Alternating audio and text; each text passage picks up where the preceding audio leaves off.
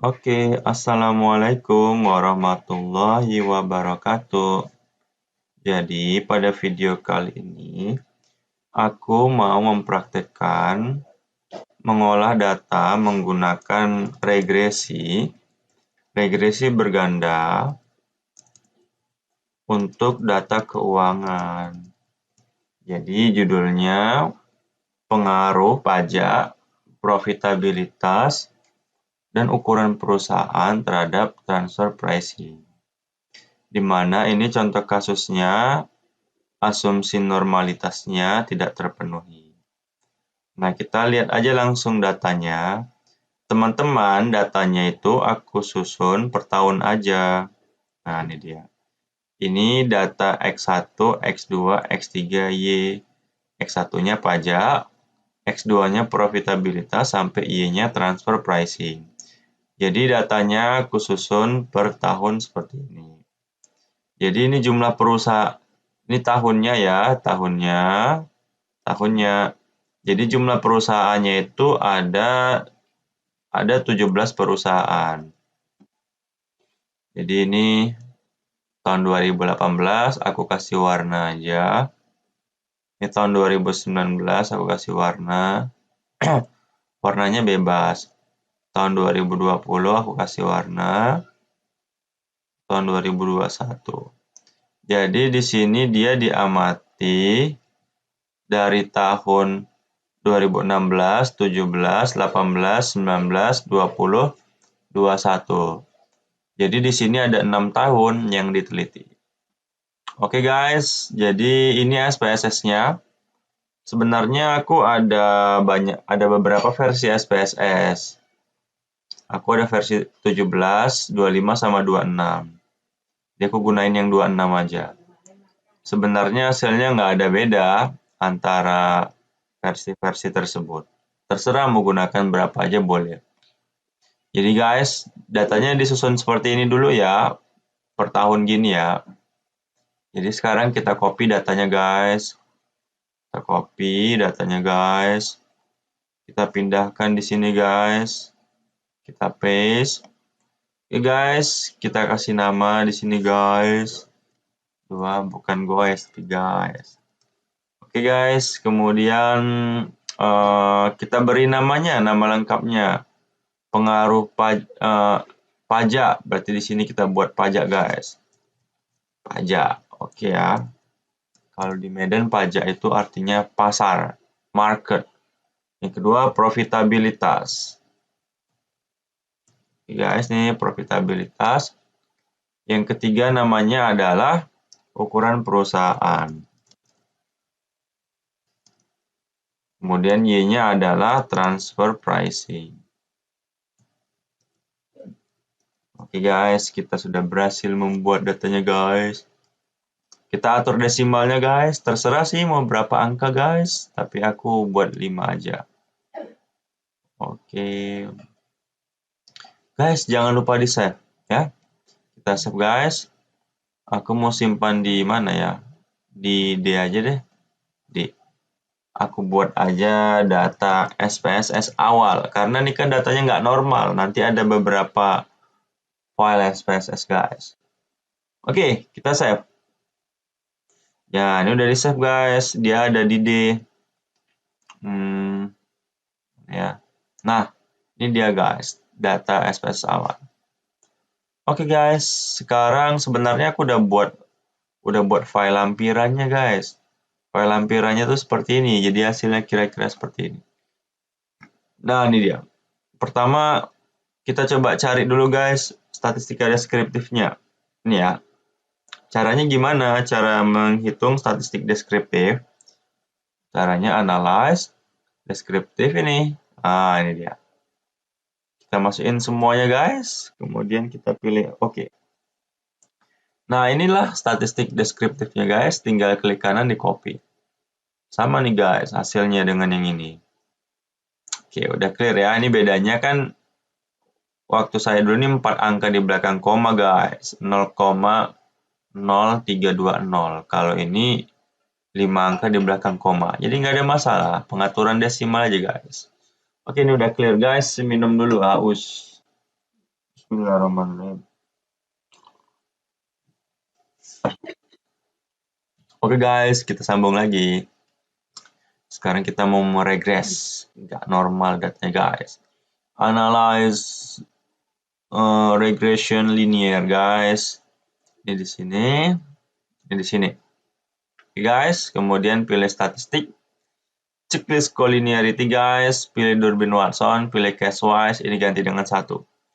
Ini kenapa ya? Ini untuk uji, oh ya, ini guys outlier outside untuk mendeteksi outlier. Tahu nggak outlier tuh guys?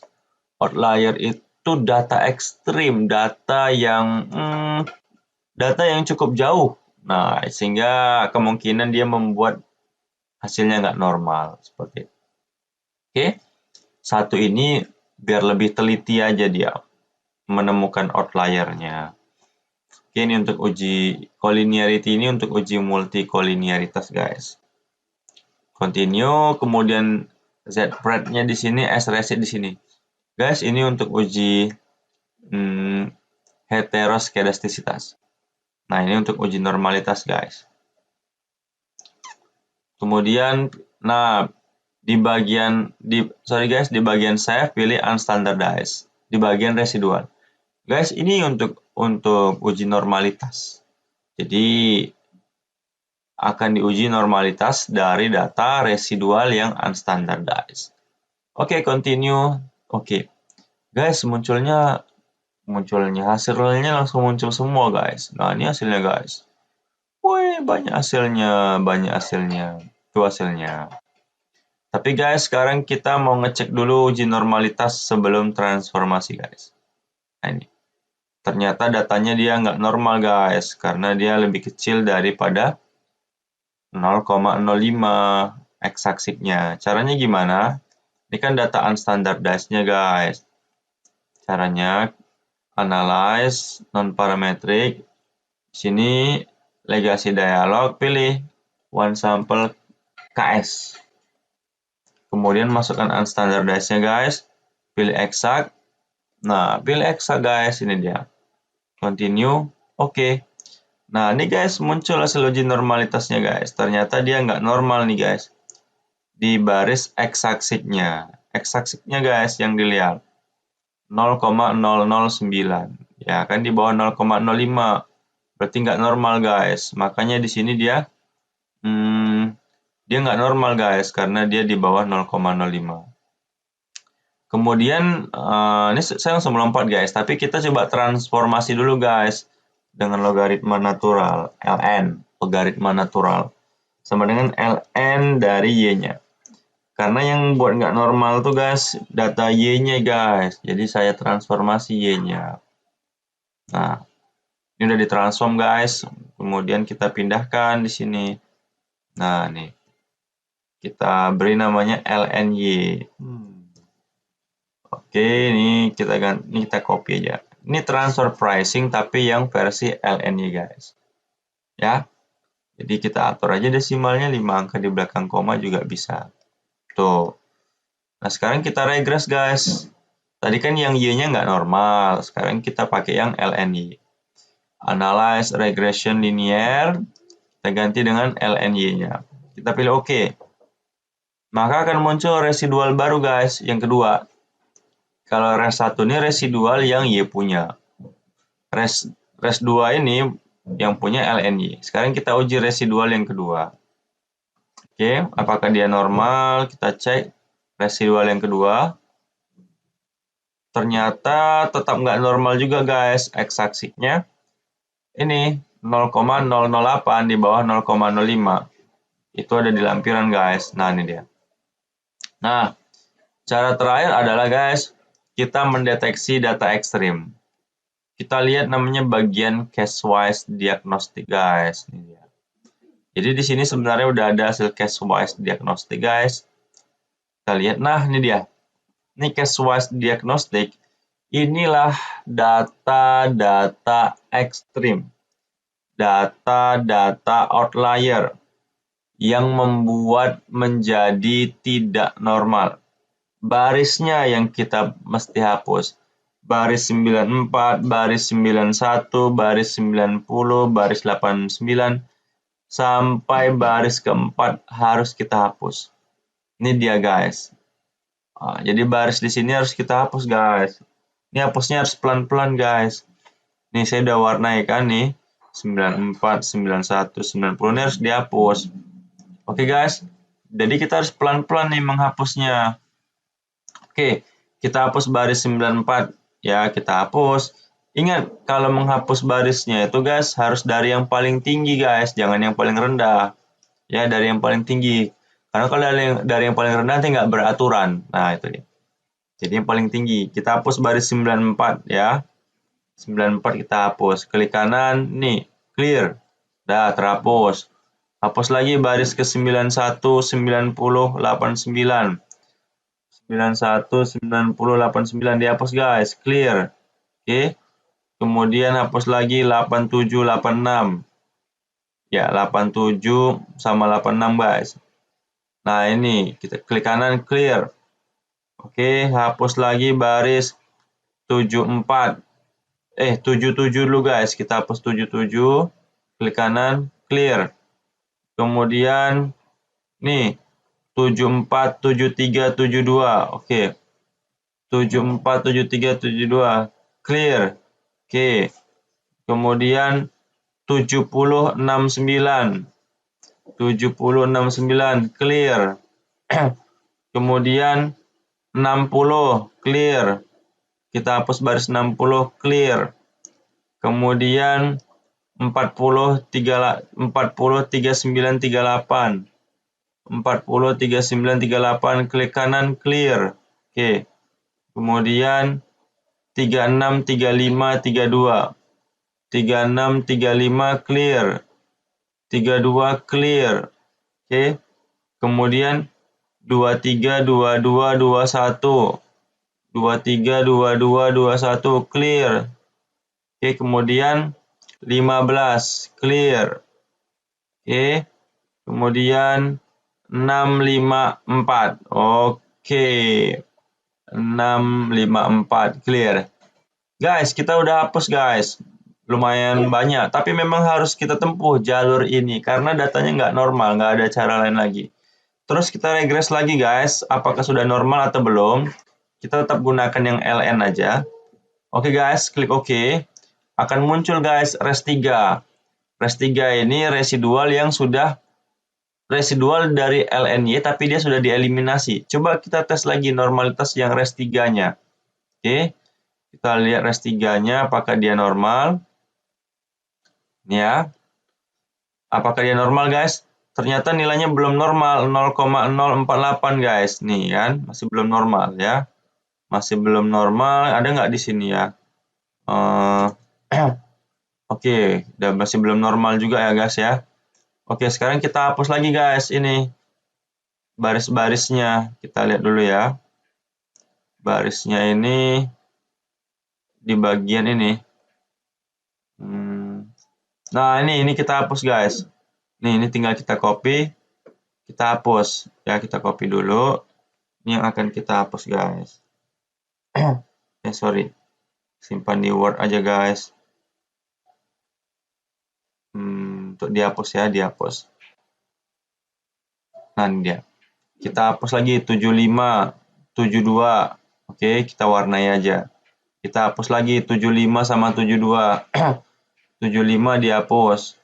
72 dihapus. Oke. Kemudian sorry, bukan yang ini. 75 dihapus, 72 dihapus nih. 69, 48, 47. Oh, ini dia. Kita hapus. Wah, satu paket nih. Nih. Warnanya kita buat beda. 69 kita hapus. Ya. 69 kita hapus. Kemudian ini kita hapus lagi. 48, 47, 46, 45. 48, 47, 46, 45, 44, 43. Woi, dari 48 sampai 43. 48 sampai 43, ya kan? 48, 47, 46, benar nggak? 48, 47, 46, 45, 44, 43. Ya, pas. Kita hapus. Kemudian kita hapus lagi, cari lagi. Pokoknya seperti itu guys caranya. Ini kita hapus lagi. 34, 31, 30, 29. 34 dulu guys. 34. Oke. Kemudian 31, 30, 29. Nah, ini dia. Oke. 31, 29. Oke, kemudian 26, 26. Oke, kita hapus 26. 26. Oke, habis itu sorry kok yang ini. Ini ya. Kita hapus lagi nih. 18, 16, 12. 18, 16, 12. Oke. Ini kalau jangan silap ngapusnya, silap aja bahaya. 5, 4, 3, 2. Oke, 5, 4, 3, 2.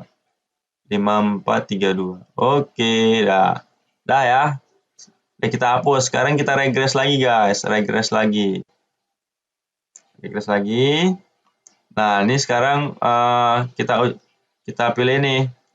Ya, kita regres lagi. Kemudian kita ini uji normalitas lagi yang yang data res 4-nya. Ini dia. Oke. Udah normal, guys. X-aksisnya berapa? X-aksisnya 0,203. Berarti dia sudah normal. Jadi nilai X-aksisnya itu 0,203 di atas 0,05, maka sudah normal. Dia. Oke ya. Kemudian kalau uji multikolinearitasnya juga udah aman sih. Ini uji multikolinearitasnya udah aman. Multicolnya itu kita lihat nilai VIF-nya, semua nilai VIF itu di bawah 10, berarti dia tidak terjadi multicol. Seperti itu. Kemudian uji heteronya. Nah, ini uji hetero. Dia titik-titiknya sudah menyebar secara acak, berarti dia sudah tidak terjadi hetero. Titik-titik menyebar acak. Jadi ada yang di bawah 0, ada yang di atas 0. Ini angka 0. Berarti tidak terjadi hetero. Kemudian uji autokorelasi. Itu kita lihat Durbin Watson. Berapa nilai Durbin Watson-nya di sini? Nih, 2,447 yang ini.